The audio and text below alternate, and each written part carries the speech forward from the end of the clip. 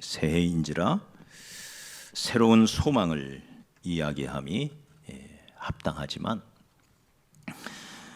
2023년 한국의 사회를 예측하는 많은 모습들은 결코 우리에게 희망적이지를 못합니다.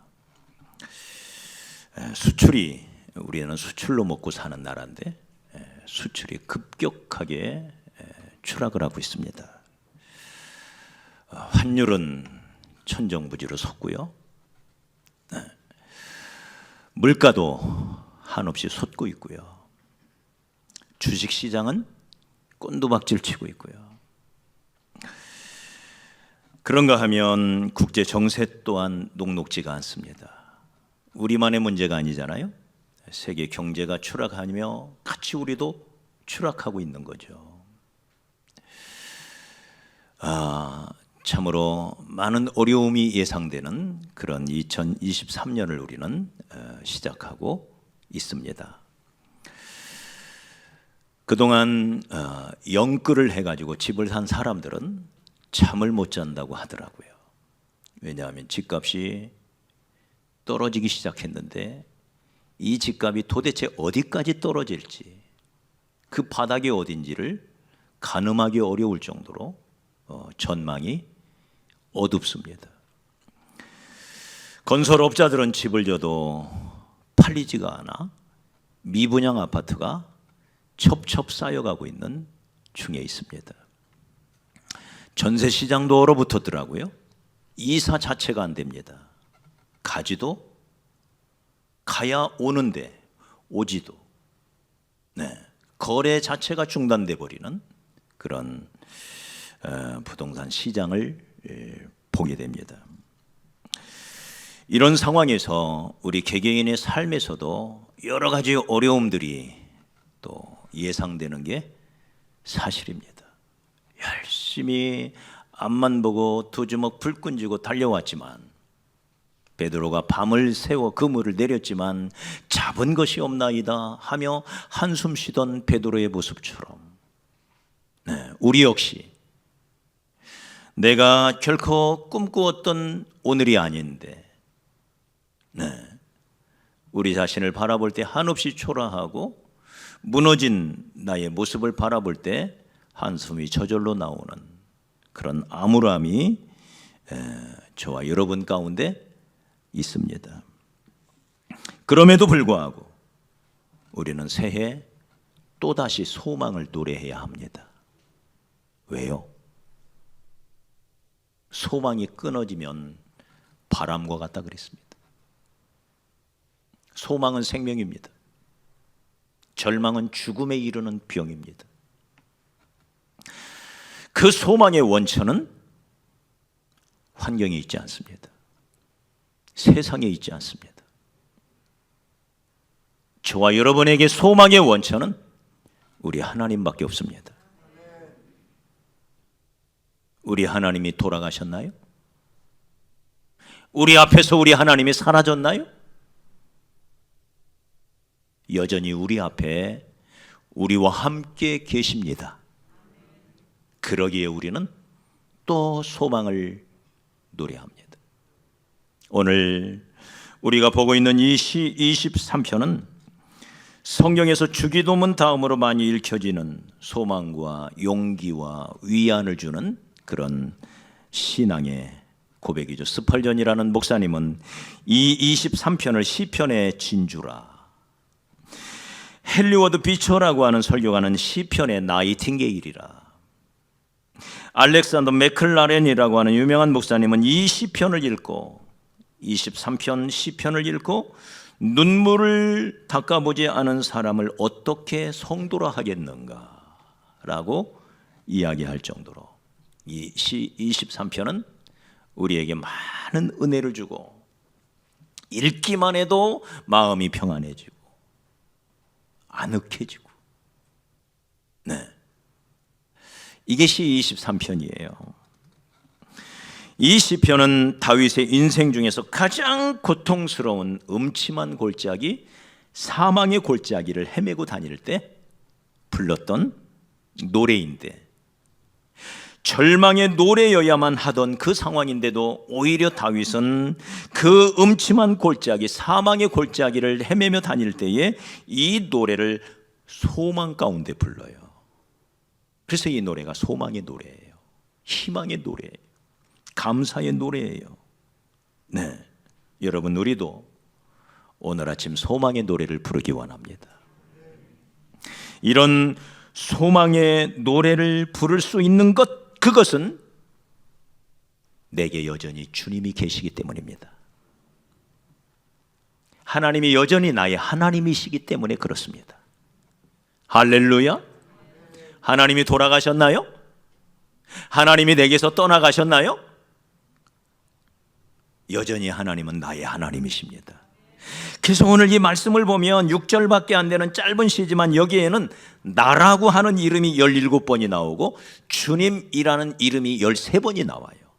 나 주님, 나 주님. 그러면서 주님과 나와의 관계를 규정하는데 주님은 나의 선한 목자시라. 할렐루야.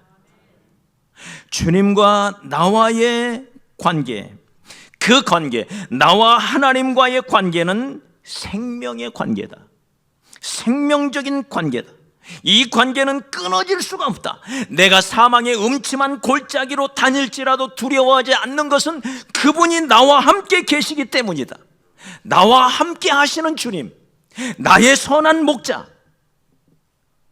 이게 신자의 고백인 거예요.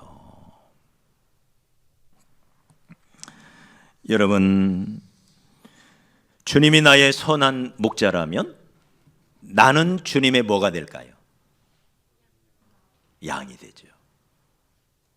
주님은 나의 목자요, 나는 주님의 어린 양. 이게 주님과 나의 관계예요. 네. 내가 양이라면 이 양이 보여주는 나의 모습이 있어요. 나를 왜 양이라 하실까? 주를 왜 목자라 하실까? 그것도 선한 목자라 하실까? 네. 나를 양이라고 할 때 이 양은 절대 긍정적인 모습의 양이 아닙니다. 순한 양, 정결한 양, 이렇게 우리는 긍정적으로 생각하죠. 양 하면. 네. 그러나 성경에서, 특히 구약에서 양이라 할 때 그 양은 긍정적인 모습이 아니에요. 첫째로 이 양은 방향 감각이 없는 동물입니다. 그래서 방황할 수밖에 없는 존재예요. 모든 동물 중에서 가장 감각이 없는 동물. 네. 그래서 양은 자기 집을 찾아오지를 못해요. 자기 집도 못 찾는데 푸른 초장을 찾을 수 있나요? 어디에 강물이 흘러가는지 알 수 있을까요? 하늘을 날아가는 새들을 보면요, 다 저녁이면 자기 집을 찾아와요. 네. 어떤 새들은요, 수만 킬로를 날아가서 자기 집을 찾아가요. 그리고 다시 수만 킬로를 날아와서 한국에 와요. 도대체 무슨 감각이죠? 어떤 레이더를 달았기 때문에 그 먼 길을 오갈 수 있는 걸까요? 대단한 방향 감각 아닙니까? 동물들도 그렇습니다. 집에서 기르는 개를 보십시오. 얼마나 감각이 좋습니까? 네. 냄새만 맡고서도 다 알아봐요. 때로 어떤 개들은요, 부산에 놓고 왔는데 서울 집까지 찾아와요. 도대체 어떻게 찾아오는 걸까요? 어떤 감각을 가지고? 신기하지 않습니까? 어려서 소를 키워보면 소가 집을 찾아와요. 들에다가 말뚝을 박아 메어놓으면요, 저녁에 깜빡해서 못 끌어오면, 이야, 큰일 났다, 소 잊어버렸다 하고는 캄캄한 밤에 들로 달려가 보면 소가 없어요. 이야, 이 소도둑 맞았다, 큰일 났다 하고 집에 와보면요, 외양간에 떡하니 앉아 있어요. 지가 와가지고 말뚝을 끌고요, 자기가 와 있어요. 대단하지 않습니까? 그 먼 길을 와 있어요, 혼자. 그런데 여기 양은 자기 집을 못 찾아와요. 제가 어려서 염소를 길러봤는데 염소는 앞에서 끌고 가야지 뒤에서 몰고는 못 가요. 길을 몰라요. 매일 다니는 길인데도 길을 몰라요. 엉뚱한 데로 가요. 끌고 가야만 돼요. 감각이 없기 때문에 그래요. 무력한 존재입니다. 자구책이나 보호책이 없습니다. 빠른 발이 있는 것도 아닙니다. 노루처럼. 날카로운 이빨이 있는 것도 아닙니다. 강한 염소처럼 강한 뿔이 있는 것도 아닙니다. 독수리의 날개를 가지고 있는 것도 아닙니다. 토끼처럼 예민한 귀를 가지고 있지도 않습니다. 멀리 볼 수 있는 눈이 있는 것도 아니에요. 근시안이에요. 근시안. 바로 앞에 것밖에 못 봐요. 보호색도 없습니다. 그러니 물면 물리고,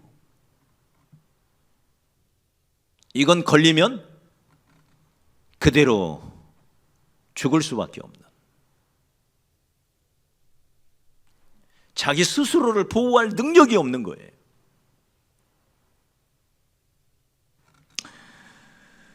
성경은 이렇게 말합니다. 우리는 다 양 같아서 그릇 행하여 잘못된 길로 간다.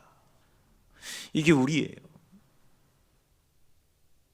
나는 강한 것처럼 큰 소리 뻥뻥 쳐보지만, 나는 무엇이든지 할 수 있는 능력자 같지만,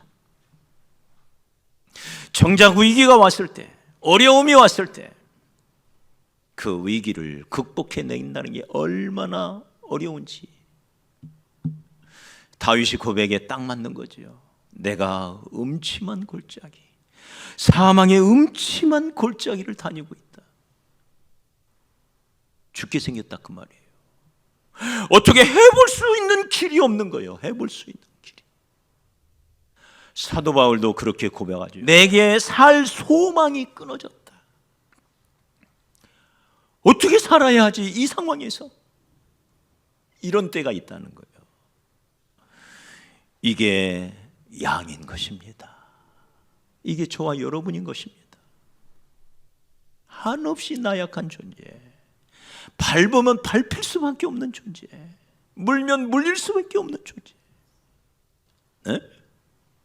이게 우리라는 거예요. 그러나 이런 양의 실존적인 문제들은 목자를 만나는 순간 깨끗하게 해결이 됩니다. 할렐루야. 선한 목자를 만나면 길 잃어버릴 염려가 없어요. 선한 목자를 만나면 사자나 곰이 두렵지가 않아요. 왜? 목자가 해주기 때문에 그렇습니다.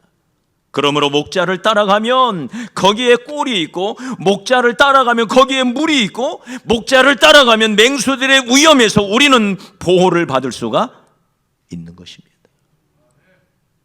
이게 목자와 양의 관계라는 거예요. 그러니 사랑하는 여러분, 우리의 소망은 여전히 하나님께로만 나옵니다.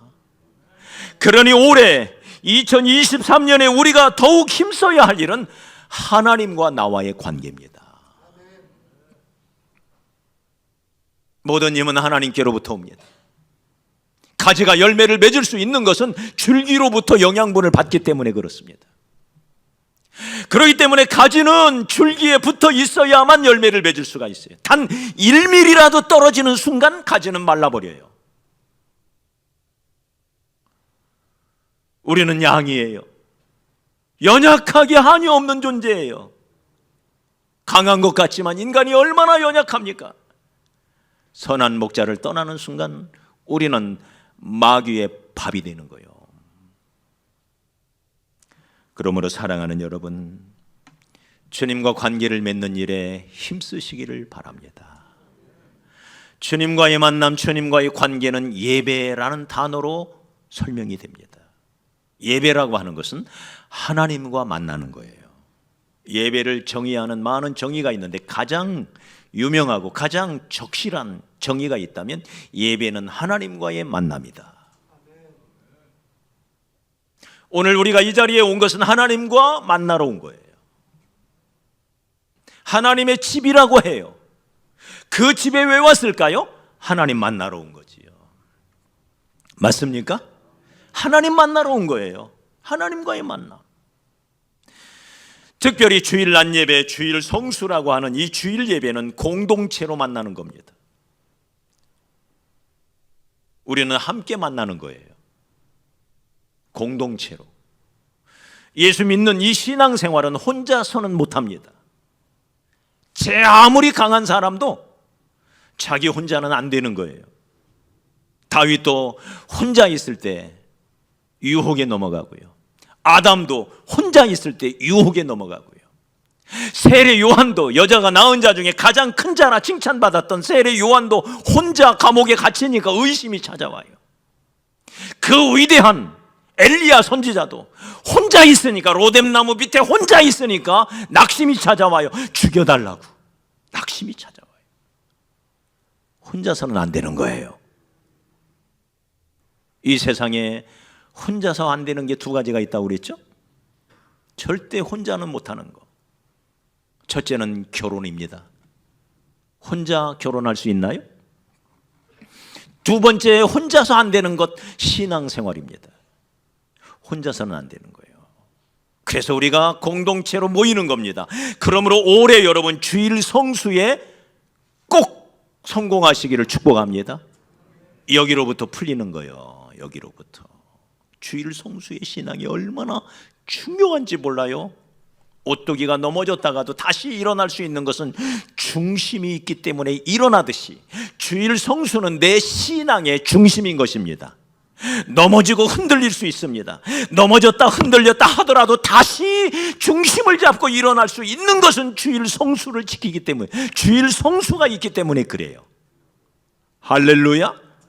주일 성수 신앙에 꼭 승리하시기를 바랍니다. 주일 성수는 공동체로 하나님을 만나는 시간이에요. 그러나 공동체로만 만나는 것은 여전히 부족해요. 하나님을 1대1로 개인적으로 만나야 합니다. 이게 큐티입니다. 하루를 시작하면서 성경을 펴놓고 단 한 장이라도 읽으면서 하나님의 음성을 듣는 겁니다. 오늘 하루 살아가는데 나의 선한 목자의 인도하심을 받는 겁니다. 주님이 어디로 나를 이끌어 가시는지를 찾아내는 것입니다. 주님의 음성을 듣는 거예요. 그리고는 그 말씀을 가지고 잠시 기도하면서 오늘 하루를 설계하고 오늘 하루를 주와 동행하겠노라고 기도하며 결심하며 일어나는 것이 큐티인 것입니다. 일주일에 공동체로 한번 만나는 걸 가지고는 턱없이 모자랍니다. 그래가지고는 제대로 된 신앙생활을 할 수가 없습니다. 여러분의 삶에 개인적인 예배, 사적 예배, 큐티가 살아나기를 주의 이름으로 축복합니다. 우리의 어린 자녀들도 그렇게 지도해 주십시오. 매일의 삶 속에서 하나님을 만나도록, 그리고 매일의 삶을 하나님의 말씀과 우리 주님과 동행할 수 있는 법을 가르치는 거예요. 매일의 삶 속에서. 일주일 내내 주님과는 아무 상관없이 살다가 주일날 무슨 낯짝으로 주님 앞에 나와 예배한단 말입니까? 그죠? 아닌가요? 제 표현이 너무 과했나요? 주님 자주 만납시다. 할렐루야. 주님 자주 만나야 돼요. 그래야 내 영혼이 파릇파릇 살아 숨쉬는 거예요. 네. 주님은 내 영혼을 소성시키는 분이십니다. 주님을 이렇게 따라갈 때 우리에게 주시는 축복들이 있습니다. 첫째는 3절을 보시죠. 3절 다시 한번 시작. 내 영혼을 소생시키시고, 죽은 내 영혼을, 죽어가는 내 영혼을 소생시키는 분, 다시 살리시는 분. 네. 사망의 음침한 골짜기로 다닐 때, 네. 다윗은 이런 순간들을 여러 번 지나가죠. 나와 사망은 한 걸음 차이라고 그랬어요. 사도 바울도 내가 살 소망이 끊어졌다 라고 말합니다. 우리에게는 그런 어려운 순간들이 있습니다. 죽을 만큼 힘들 때가 있는 거예요. 한 치 앞도 안 보이는, 네? 앞을 봐도 뒤를 봐도 옆을 봐도 어디를 봐도 길이 안 보이는 답답한 순간이 있어요. 그런데 우리 하나님은 그런 나를, 사망의 음침한 골짜기를 다니고 있는 내 영혼을 소생시키는 분이다. 할렐루야. 시 118편 17절에 나 죽지 않고 살아서 하나님의 영광을 선포하리로다. 할렐루야. 나 죽지 않는다. 왜요? 생명의 주관자가 되시며 내 영혼을 소생시키시는 주님이 나의 목자가 되기 때문에 나는 죽지 않아요. 다시 내 영혼을 소생시키실 거예요. 전도서 9장 4절에 무릇 살아있는 자들 중에, 산 자들 중에 들어있는 자에게는 소망이 있나니 산 개가 죽은 사자보다 낫기 때문이라. 내가 지금 살아있다면, 내가 아직도 내 코에 호흡이 남아있다면 산 개가 죽은 사자보다 나은 거예요. 할렐루야. 우리 옆 사람 축복해봐요. 당신이 알렉산더보다 위대합니다. 당신이 징기스칸보다 위대합니다. 왜요? 그분들은 다 죽었거든요. 나는 살아있거든요 지금. 할렐루야. 무릇 살아있는 자에게는 소망이 있나니 산 자들 중에 들어있는 자에게는 누구나 소망이 있나니 산 개가 죽은 사자보다 낫기 때문이라. 네. 지금 내 인생이 개 같은 인생처럼 무너지고 힘들고 넘어진 형편없는 초라한 모습이라 할지라도 주님과의 관계를 잘 유지하면 다윗처럼 노래할 수가 있습니다. 내가 지금 사망의 음침한 골짜기를 지나가고 있는 중에도 나의 선한 목자가 내 영혼을 소생시키고 있다. 할렐루야. 그뿐만이 아닙니다. 우리 4절 읽어보죠. 시작. 내가 사망의 음침한 골짜기로 다닐지라도 해를 두려워하지 않는다. 우리에게 찾아오는 수많은 고난, 시련, 이게 해죠. 이게 해. 네, 장애물들 두려워하지 않는다. 인생을 살다 보면 두려운 일들이 찾아오거든요. 깜짝깜짝 놀랄 일들이 생겨나거든요. 나이가 들면서 전에 못 느끼던 이상한 증세들이 몸에 찾아오거든요. 그때마다 깜짝깜짝 놀라요. 아, 이거 나 병 걸린 거 아닌가? 이상하네. 이거 무슨 일이지? 전혀 경험해보지 못했던 일들이 몸에서 발생하기 시작해요. 어디 그뿐인가요? 많은 우리를 두렵게 하는 일들이 생겨납니다. 그러나 주님이 나의 목자가 되시면 나는 두려워하지 않는다. 사랑하는 여러분, 그뿐만이 아니죠. 우리 5절도 읽어보죠. 5절 시작. 주께서 내 원수의 목전에서 내게 상을 차려주시고, 이 상은 밥상을 말이에요. 진수성찬을 원수의 목전에서 차려주시고 기름을 내 머리에 부으시니 내 잔이 넘치나이다. 풍성한 은혜의 축복을 허락해 주신다 그 말이에요. 누가? 우리 주님이. 그러니 주만 바라보십시다. 주를 바라보면 우리는 다시 노래할 수 있습니다. 다시 달려갈 수 있습니다.